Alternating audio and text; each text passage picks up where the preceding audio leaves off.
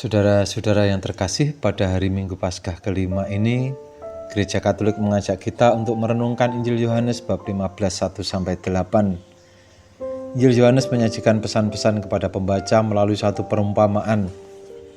Kali ini, Yohanes menampilkan perumpamaan tentang pohon anggur dan ranting-rantingnya.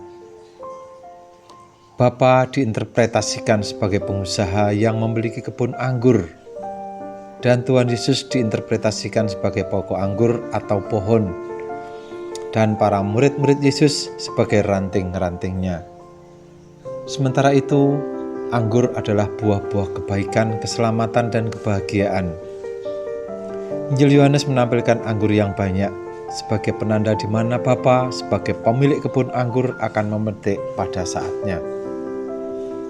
Simbolik pesan yang ditampilkan melalui perumpamaan pohon anggur menggambarkan suatu organisme yang hidup, yang keseluruhannya menjadi mosaik yang indah, karena pada saatnya panenan akan berlimpah.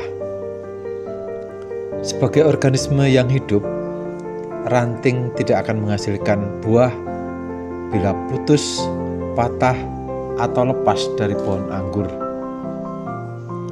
Sebagai sebuah jaringan kehidupan, pohon, ranting, dan buah diibaratkan berada dalam kesatuan yang saling menghidupi. Ranting tidak akan menghasilkan buah bila patah dan jatuh dari pohon. Demikian juga ranting tidak akan menghasilkan buah yang baik kalau ranting itu ditumbuhi dengan benalu atau jamur yang merusak. Kesatuan ini menjadi ukuran buah yang baik, di mana para murid-murid bersatu dengan Yesus.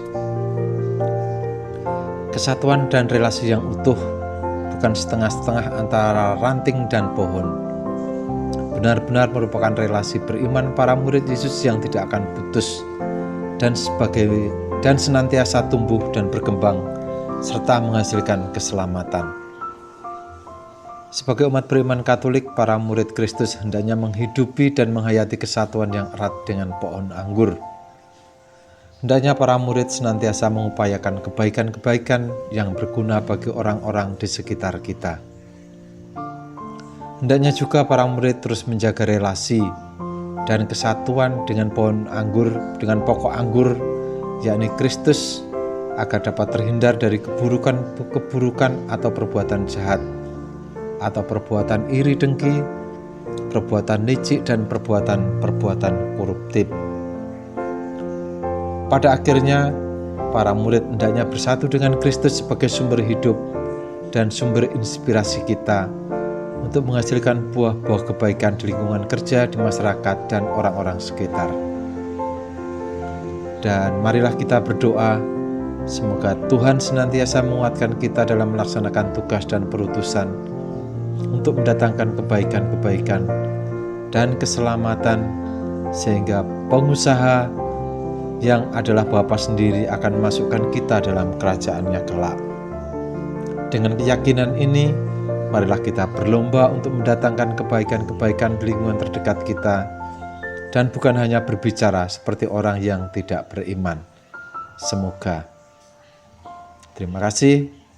Tuhan memberkati.